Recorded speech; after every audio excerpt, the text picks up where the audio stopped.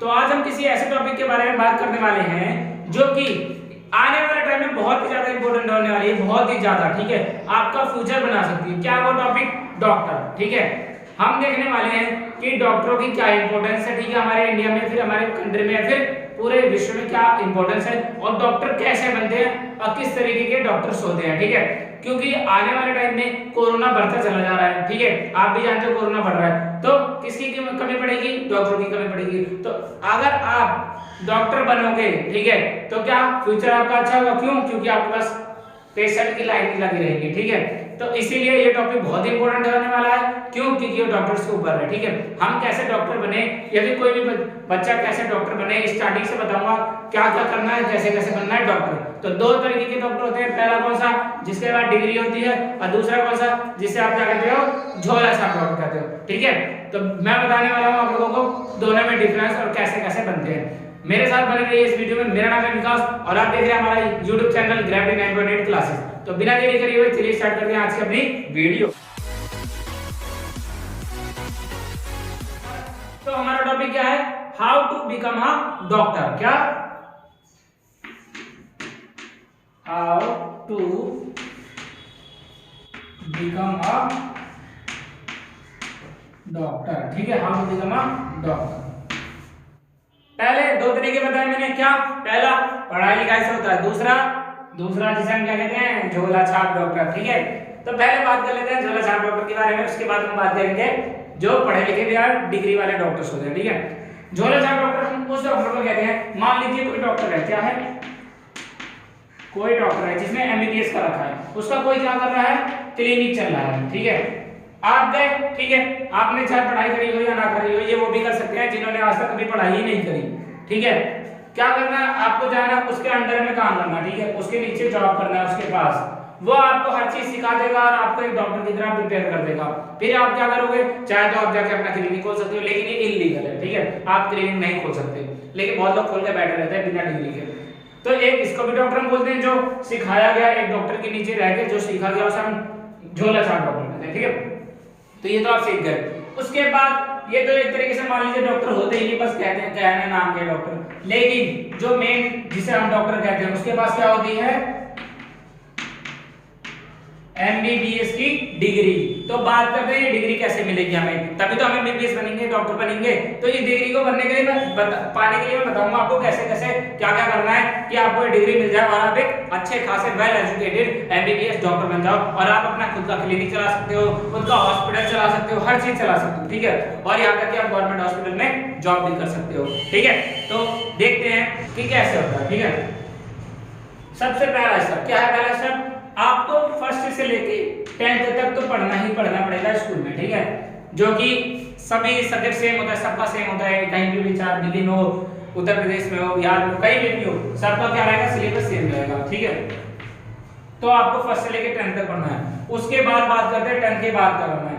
आपको 10th के बाद तीन रास्ते होते हैं। क्या रास्ते होते हैं? पहला साइंस होता है, दूसरा कॉमर्स होता है और तीसरा क्या होता है? हमारा आर्ट्स होता है। ये तीन होते हैं। ठीक है, तो आपको क्या सेलेक्ट करना है? ये, तभी आप डॉक्टर बन सकते हो। तो पहला आपका सीढ़ी क्या रहेगा डॉक्टर बनने का? साइंस लेना है। किसमें? 11th क्लास में। कैसे लेना है वो भी बताता हूं आपको। जब आपका 10th का बोर्ड का एग्जाम होगा, 10th का बोर्ड का एग्जाम होगा, तो कम से कम आप 80% पार तो करना ही करना है। अगर इससे कम आ रहे हैं और आपने इससे कम भी साइंस ले लिया तो फिर आगे जाके आपको बहुत प्रॉब्लम होने वाली है, आपका नहीं निकलने वाला। ठीक है, एमबीबीएस का डिग्री नहीं मिलने वाला। ठीक है, तो क्या सबसे पहला स्टेप क्या है? आपको 10th क्लास में 80% लाने ही लाने हैं और 80 से अबव है तो आप उसके लायक हो, नहीं है तो नहीं हो। ठीक है, साफ साफ बात है। और जिसके नहीं है वो वीडियो ऐसा मत करके ना देखे, वो भी देख ले, उसके लिए भी कुछ बताऊंगा। ठीक है, उसके बाद 80% से जिसके अबव है उसने क्या ले लिया? साइंस साइड ले लिया। अब साइंस स्ट्रीम में क्या क्या लेना है वो बता रहा हूं। ठीक है, उसके लिए भी मैंने एक वीडियो बना रखा है कि व्हाट आफ्टर 10th। अगर आप देखना चाहते हो डीपली इसके बारे में तो वीडियो पे जाके देख सकते हो। ठीक है, चैनल पे जाके देख सकते हो मेरे। अब यहाँ तक तो हमने देख लिया जो पहला स्टेप क्या हमारा? साइंस साइड लेना है। ठीक है, ये हमारा पहला स्टेप हो गया, पहला स्टेप। अब बात करते हैं, देखो आपने क्या ले लिया? साइंस ले लिया। अब इसमें कौन कौन से सब्जेक्ट आते हैं? पहला क्या आता है? जो अगर पहले हम उस सब्जेक्ट की बात करेंगे जो कंपलसरी है, सबसे पहले क्या आएगा? फिजिक्स उसके बाद केमिस्ट्री, उसके बाद बायोलॉजी, उसके बाद इंग्लिश। ठीक है, ये 4 सब्जेक्ट तो होती ही होती है। उसके साथ में क्या आ जाता है, एक हमारा कंप्यूटर साइंस भी आ जाता है, कंप्यूटर साइंस भी आ जाता है, हिंदी भी आ जाता है, फिजिकल एजुकेशन भी आ जाता है। ठीक है, ये इतने सारे सब्जेक्ट्स होते हैं साइंस वालों के। ठीक है, लेकिन आपको क्या मेनली 5 सब्जेक्ट मेन चुनने होते हैं जो आपको आगे बढ़ाएंगे, वो आपको डिसाइड करेंगे कि आप क्या बनोगे। सबसे पहले अगर आपको एमबीबीएस की डिग्री चाहिए, आपको डॉक्टर बनना है, तो आपके पास फिजिक्स कंपलसरी होनी चाहिए। ठीक है, क्या होनी चाहिए, फिजिक्स तो होनी ही नहीं चाहिए। आप ऐसा सोचो कि आपने 11th साइंस एंड फिजिक्स लिया तो इम्पॉसिबल। ठीक है, आपको फिजिक्स लेनी ही लेनी है। उसके बाद दूसरा सब्जेक्ट कौन सा होता है हमारा, केमिस्ट्री। ये केमिस्ट्री भी आपको साइंस में मतलब 11th क्लास के साइंस एंड स्ट्रीम में आपको लेनी ही पड़ेगी, कंपलसरी है। ठीक है, तीसरा सब्जेक्ट हमें कौन सा लेना पड़ेगा, बायोलॉजी। ठीक है, क्यों बायोलॉजी लेना पड़ेगा, अरे खुद ही सोचो, यदि आपको डॉक्टर बनना है और आप बायोलॉजी ना लो तो क्या डॉक्टर बन सकते हो, नहीं बन सकते ना। तो क्या बनना है, डॉक्टर बनना है ना, तो डॉक्टर बनने के लिए बायोलॉजी तो कंपलसरी है। बायोलॉजी में 2 चीज होते हैं, बताओ वो दोनों क्या क्या होते हैं। हमने बायोलॉजी को 2 हिस्से में बांट रखा है। उसके बाद इंग्लिश तो आपकी लैंग्वेज है, कंपलसरी है। ठीक है, ये भी कंपलसरी। कितने सब्जेक्ट हो गए, 1 2 3 4 हो गए। ठीक है, उसके बाद और एक तो हमने सबसे मेन नहीं लिखा, वो क्या हमारा मैथ्स। ठीक है, अब आप चाहे तो इस मैथ की जगह पे आप हिंदी ले सकते हो। ठीक है, ताकि आप पे बर्डन ना पड़े, क्योंकि डॉक्टर बनना आपको तो मैथ का कोई काम नहीं है। सिर्फ किस सब्जेक्ट का काम है, फिजिक्स केमिस्ट्री बायोलॉजी का। लेकिन 5 सब्जेक्ट तो कंपलसरी करने ही करने हैं पूरे। एक इंग्लिश ले लिया, 4 हो गए, एक बचा क्या, उसको आप मैथ भी ले सकते हो, उसको आप कंप्यूटर साइंस नहीं ले सकते, हिंदी ले सकते हो। ठीक है, और ये हमारा क्या उसमें आता है,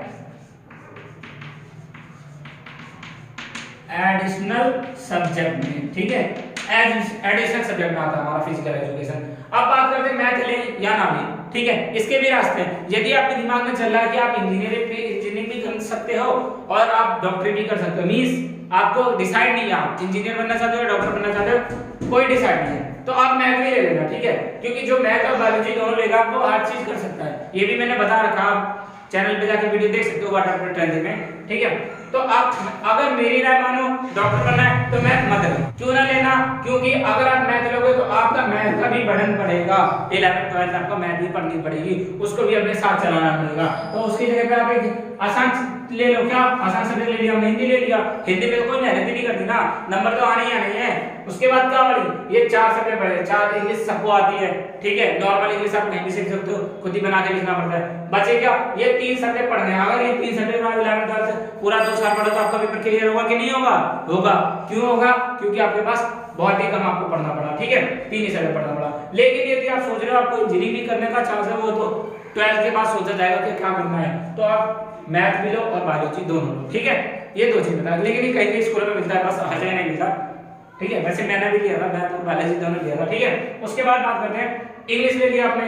अब अगर आपको इंजीनियरिंग करनी है, बता देता हूँ, वैसे इंजीनियरिंग की वीडियो है नहीं है, लेकिन बता देता हूँ, अगर आपको इंजीनियरिंग करनी है तो फिजिक्स केमिस्ट्री और मैथ लेना पड़ेगा आपको। ठीक है, ये 3 सब्जेक्ट आते हैं, फिजिक्स केमिस्ट्री और मैथ के। बायोलॉजी नहीं आता। ठीक है, बायोलॉजी उनके लिए आता है जिन्हें मेडिकल करना है, मींस एमबीबीएस करना है। मेडिकल में एक और भी 2-3 रास्ते हैं, वो भी बताऊंगा कि क्या क्या आप बन सकते हो ये 3-4 सब्जेक्ट लेके। तो क्या क्या लेना है आपको, फिजिक्स केमिस्ट्री बायोलॉजी इंग्लिश और एक हिंदी ले लेना। ठीक है, एक्स्ट्रा में आप क्या ले लेना, फिजिकल एजुकेशन ले लेना। अगर आपको हिंदी नहीं लेना, संस्कृत लेना, संस्कृत ले सकते हो।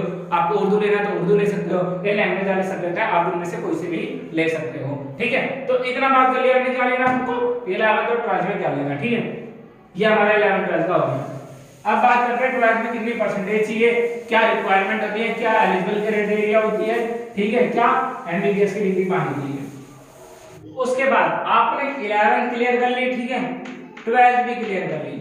अब बात है क्या, कितनी परसेंटेज चाहिए। ठीक है, क्या चाहिए, कितनी परसेंटेज चाहिए। तो एक बात का याद रखें, अगर आप मेडिकल करना चाहते हो, मींस एमबीबीएस करना चाहते हो, ये मेडिकल हो गया, ये हमारा इंजीनियरिंग लाइन हो गया। ठीक है, अगर आप मेडिकल करना है तो परसेंटेज कोई फर्क नहीं पड़ता, कुछ भी हो कुछ भी हो। लेकिन अगर आपको इंजीनियरिंग करनी है, आईआईटी करना है, एनआईटी डीटीयू में किसी में पढ़ना है, तो आपको कितने चाहिए, मिनिमम 75% चाहिए ही चाहिए, ठीक है। कितने 75% चाहिए। वो तो इस साल हट गया, क्यों? कोरोना आ गया तो उन्होंने बच्चों का थोड़ा रिलैक्सेशन देने के लिए इस बार 75% वाला रूल हट गया था, लेकिन जहां तक पॉसिबिलिटी है अगले साल फिर आ जाएगा, ठीक है। तो ये रूल होता है। और मेडिकल में क्या फायदा, बेनिफिट बता देता हूँ। पहला, परसेंटेज क्राइटेरिया नहीं होता। मान लो आपके अगर 50-55 भी आ गए ना, तब भी आप मेडिकल कर सकते हो। कोई जरूरत नहीं है कि अपनी 80% ले जाए तभी आप कर सकते हो, ठीक है। लेकिन एक बात होता है कि अगर आपके 80 आ रहे हैं तो आप पेपर क्लियर कर सकते हो। अब बात करते हैं मेडिकल में और क्या फायदा होता है। पहला तो ये 75%। दूसरा, इसमें अटेम्प्ट होते हैं कितने? 3 अटेम्प्ट। 3 अटेम्प्ट होंगे। आप सिर्फ 3 अटेम्प्ट ही दे सकते हो, 3 ही बार पेपर दे सकते हो 3 साल तक। अगर तीनों बार में से आपका एक बार क्रैक नहीं होता, आप इंजीनियर नहीं बन सकते, उसके बाद आप कुछ नहीं कर सकते। ये होता है इंजीनियरिंग का लॉस, ठीक है। लेकिन सीटें इतनी सारी होती है इंजीनियरिंग में कि एडमिशन हो ही जाता है, चाहे प्राइवेट गवर्नमेंट कॉलेज, इतनी सारी सीटें की एडमिशन होना ही होना है।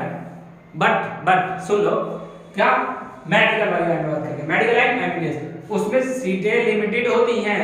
क्यों? क्योंकि एक साल में ज्यादा डॉक्टर तो नहीं बना सकते ना, लिमिटेड ही बना सकते हैं। इंजीनियर तो बना देते हैं, तभी तो कहते हैं इंजीनियर एविंग है, ठीक है, नल्ले एक तरीके से बोल सकते हो, ठीक है, वैसे बोलना नहीं चाहिए, ठीक है। उसके बाद मेडिकल लाइन में क्या था, मेडिकल लाइन में सीटें कम है लेकिन अटेम्प्ट अनलिमिटेड, ठीक है। अटेम्प्ट है कितना? 25 इयर्स तक होता है। और अगर आप ओबीसी हो, एसटी हो, एससी हो तो आपका एज रिलैक्सेशन बढ़ जाता है, 3 साल 5 साल और बढ़ जाता है, ठीक है। मान लीजिए 25-30 साल तक चला जाता है, ठीक है। लेकिन इतना साल तक आप पेमेंट देखोगे नहीं, क्योंकि 5 साल तो और भी लंबा खींचने वाला है एमबीबीएस, तो वो भी तो देखना है हमें, ठीक है। उसके बाद बात करते हैं, इतना तो हमने देख लिया परसेंटेज नहीं चाहिए। क्या लीजिए? परसेंटेज नहीं चाहिए। अब 12th में परसेंटेज भी लिया है, ठीक है, हर चीज कर लिया हमने, 12th पास कर लिया, साइंस साइड से कर लिया। अब बात करते हैं उसके बाद क्या करना है। एमबीबीएस की डिग्री हाथ में एक्चुअल में आएगी कैसे? कैसे अब पहनोगे कपड़े, कोट कैसे पहनोगे एमबीबीएस का, उस वाले रास्ते पे पहुंचते हैं, ठीक है। क्या है वो रास्ता? वो रास्ता है आपका NEET, जिसे हम क्या बोलते हैं? नीट, ठीक है। क्या बोलते हैं? नीट। ये एक ब्रांच है जो कि आपका एग्जाम कंडक्ट कराता है। किस चीज का एग्जाम कंडक्ट कराता है? मेडिकल का कराता है, इंजीनियरिंग का कराता है, हर चीज का कराता है, ठीक है। तो आपको नीट का फॉर्म भरना है। क्या भरना है?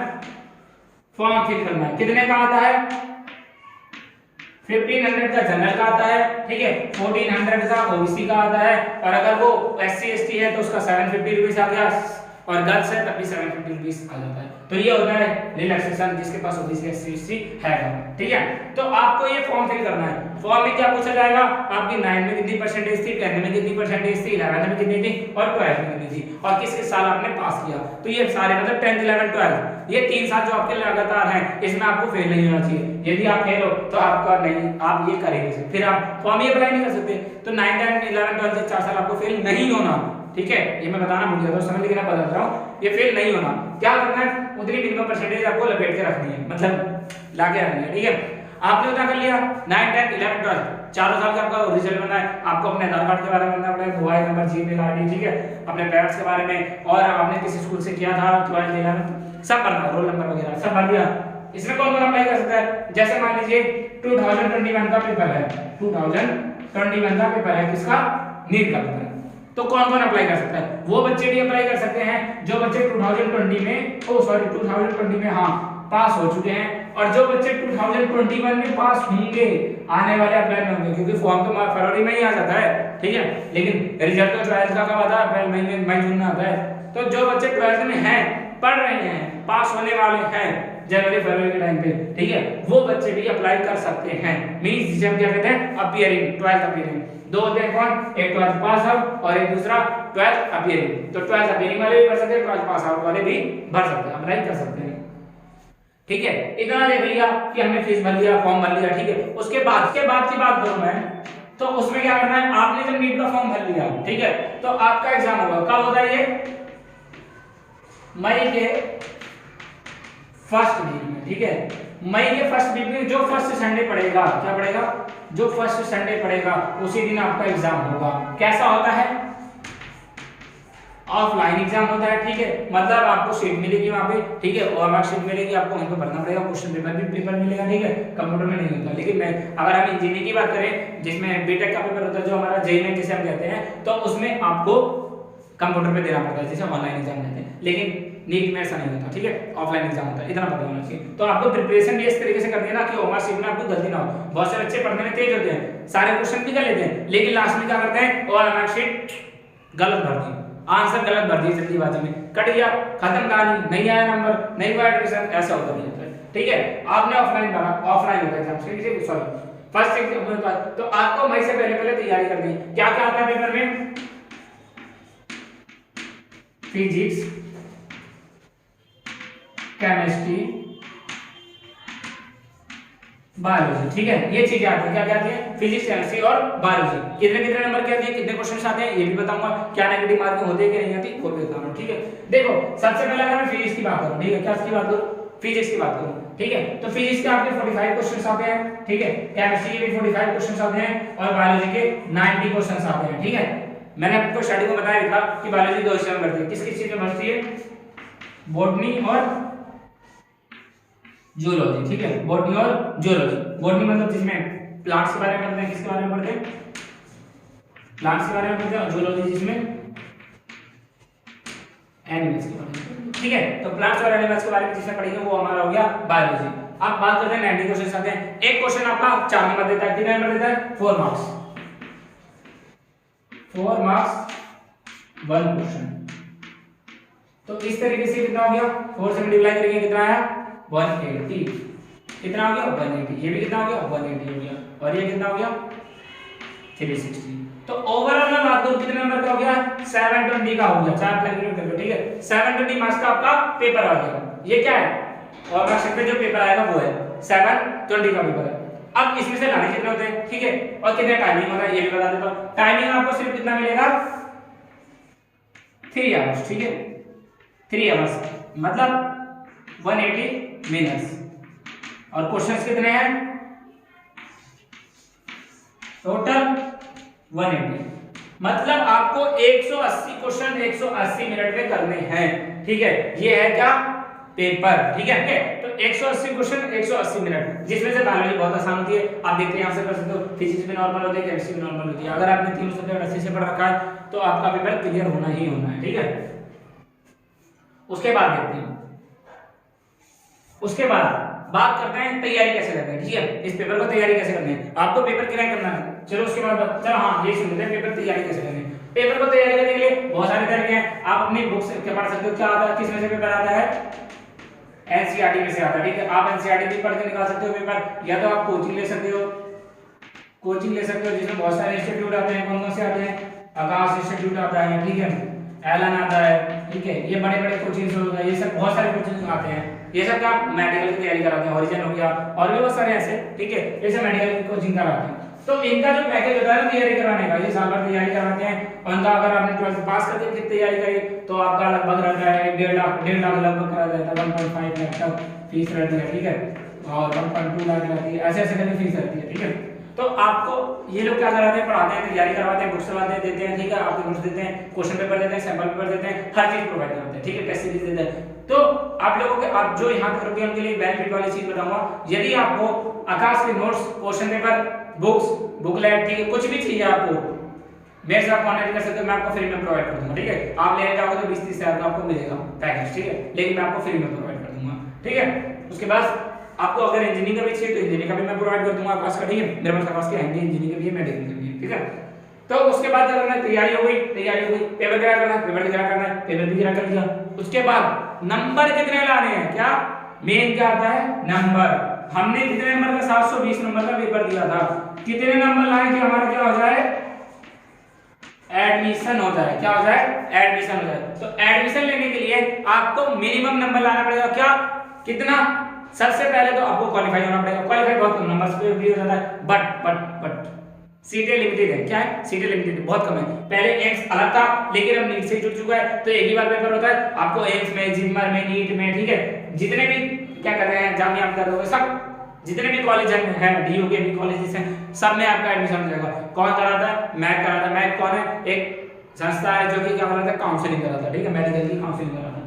तो आपको 720 में से नंबर लेके आने हैं। ठीक है, उसके बाद अगर मैं जनरल की बात करूं तो कम से कम 620 तो लाने ही लाने हैं इस बार के हिसाब से, क्योंकि 2020 के रिजल्ट के हिसाब से, नीट के रिजल्ट से 720 आउट ऑफ 720 भी आ गए चुके हैं बच्चों के, तो कट ऑफ बढ़ गई है। पहले बहुत कम थी, 550 600 तक थी, अब 620 तक पहुंच गई है। ठीक है, तो इतने नंबर आपको लाने हैं। यदि आप ओबीसी हो, एससी हो, एसटी हो तो आपके और कम नंबर पे हो जाएंगे, 550 भी हो जाएगा, 500 भी हो जाएगा, 450 तक भी हो जाएगा अगर एससी हो, ठीक है। तो ये होता है, इसमें आप इसी के पेपर से आप बीडीएस भी बोल सकते हो, बीडीएस जिसे हम डेंटल का कोर्स कहते हैं, ठीक है। तो इसका भी एडमिशन इसी से होता है गेट के एग्जाम से। तो आपको 720 में से कितने नंबर लाने हैं। अब जब नंबर आ गए आपको तो आपको क्या करानी है, काउंसलिंग करानी है। आप जब काउंसलिंग करा लोगे, ठीक है, उसके बाद क्या होगा, आपका एडमिशन होगा किसी भी कॉलेज में। कॉलेज में एडमिशन होने के बाद जो आपकी फीस रहेगी वो लगेगी, ठीक है। फीस हर कॉलेज की अलग अलग है, तो उसके लिए बहुत लंबी वीडियो पड़ जाएगी, ठीक है। वो मैं अगर आपको इससे ज्यादा रिलेटेड जानना होगा तो आप कमेंट कर देना, मैं आपको इसका आगे वीडियो बना के बता दूंगा, ठीक है। उसके बाद क्या काम करते हैं, नंबर आ गए, एडमिशन हो गया, उसके बाद